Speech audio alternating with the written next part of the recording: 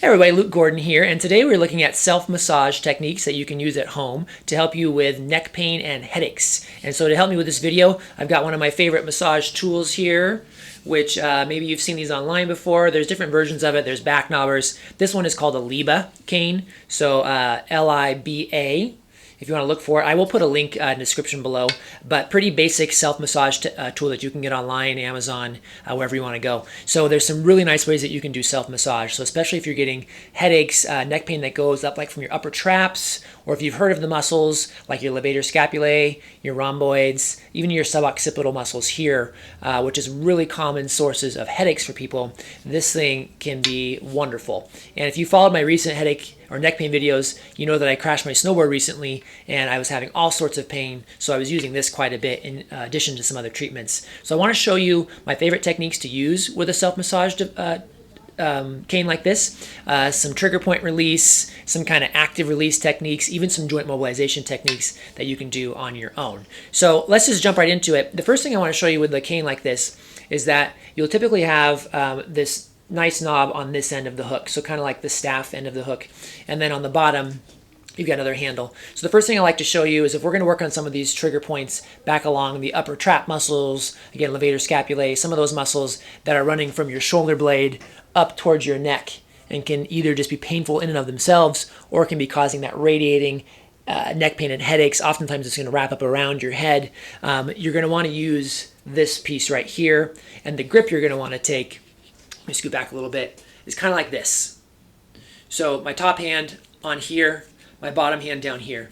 And what I'm going to do then is I'm going to take the knob, this top knob here, and I'm just going to kind of poke along those muscles along my shoulder blade, and I'm going to find one that I like, or don't like, however you want to look at that. I'm using my other side here.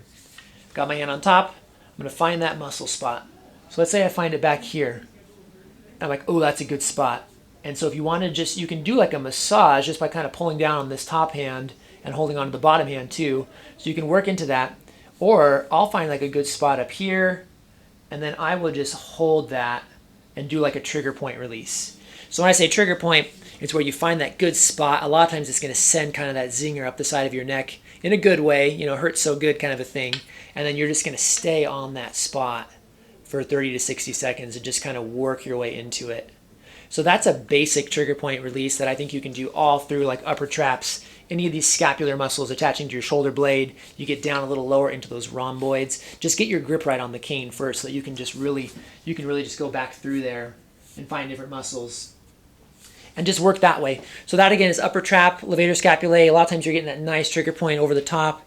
If you want to change it more to like an active release technique, which is a nice technique, what I would say is find that spot again.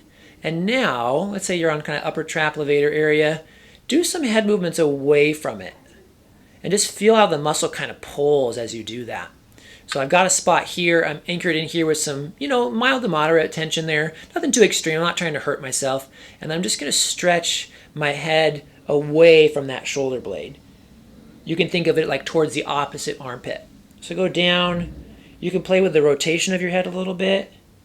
And just find those spots and just start releasing those muscles as you go along. So kind of two options there. Straight up trigger point, just stay still, put some tension on there, or more of an active release where you're pushing on the muscle and then you're moving the muscle a little bit, kind of stretching the muscle as you're putting some pressure on it. Both of those should feel really good. So that's what I tend to use throughout the shoulder blades with a cane like this. The other thing I want to show you though is on this particular cane you have these two little knobs up in the top half of the hoop here.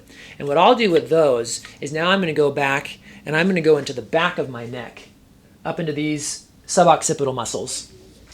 So I'll take those two knobs again, go up here, oh, let me find them, and I'll just go up into those top muscles of my neck with both hands here, and I'll just start massaging like that. Let me turn around so you can kind of see.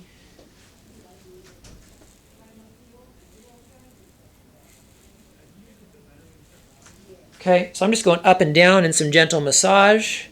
If you want to get right into the base of your skull there, those suboccipital muscles, which really cause a lot of headaches for people, you can just do more of a deep tissue hold, or if you want to make it more like an active release, you can put some pressure on there and you can bend forward a little bit at the same time. Trick of these, of course, is you want to feel like you're getting a massage, but do so, fairly comfortably, or know your body a little bit. Start light, and then just kind of know your body. If you want to work more into the side of your neck, you can just kind of curl this around. Now I'm working like these scalene muscles here, so I can work there with these knobs, or I could take the bigger knob and just get a different grip on it. But a lot of techniques there too for just releasing those suboccipital muscles, providing some deep pressure there, which is really hard to do with your hands, by the way. If you've ever noticed, it's hard to reach back here and like really massage, along your shoulder blade. This makes it so much easier. It's hard to go up here and, kind of massage your own neck. You can do it, and it's easier if you're laying down, but it's a lot of work for your arms and your fingers. So this is a lot of leverage with this device, which is great. One more technique I want to show you, which is kind of another advanced one, is that the nice thing with these two knobs too, is that for a lot of people, you don't just have muscle pain and muscle restrictions. When you try to turn your head from side to side and it kind of locks up and gets stiff, you also have joint restrictions. So your facet joints aren't gliding, they're not sliding, they're just not moving as well as they should, so they're kind of stuck. So with this, you can also do kind of a mobilization technique, meaning you're going to take these two knobs again and put them right along your spine, either side of your spine, and you're just going to do a little bit of a pull kind of forward and slightly up, which is the orientation of your facet joints in your neck. So in your cervical spine or your neck, your facet joints are they are oriented upwards a little bit. So if this is neutral, say going straight forward, go slightly upward and just do a little bit of pulling there. What I like to do is find a level, pull forward gently, and then just do some extensions on there. Or you could just do a straightforward chin tuck where you're pulling your head straight back. So you can do a little bit of an assistive joint mobilization there where you're giving some light pressure forward and then just doing some active motion backwards. And so with your cervical spine or your neck, you've got 7 levels there, C1, 2, 3, 4, 5, 6, 7. And so you can pull up and you can just kind of go down your spine segment by segment, pulling forward and just doing some gentle extensions. You could do a little bit more like flexion coming down if you wanted to, just a little harder because now your muscles are starting to stretch at the same time. So it's a little harder to get a joint glide on that from that position. So anyhow, use those two knobs, just kind of experiment a little bit. Again, you can do a pure extension backwards. You can do more of a chin tuck, which means that you're taking your head and you're just sliding it back as you're doing that pressure. So a lot of useful tricks you can do with this thing for muscles and for joints. So again, those are my favorite techniques with a cane like this. Again, this one is called Liba, L-I-B-A, whatever that is. There you go. I think you can see it maybe. There's other versions of it online too, so they're not hard to find. Usually they're about 20 bucks or so, which is great. Although who knows with inflation now, maybe they're 400. Just kidding, probably like 30. But anyhow, I'll put a link below to that. If you have questions about that, please let me know. Before you go, I would love for you to leave a comment if this helped you. I hope it helps a lot with your headaches, neck pain. I've got some more videos that I'll share to the end here. But again, thank you for watching. I really hope it helps. And please like and subscribe before you go. That's it. Have a great day.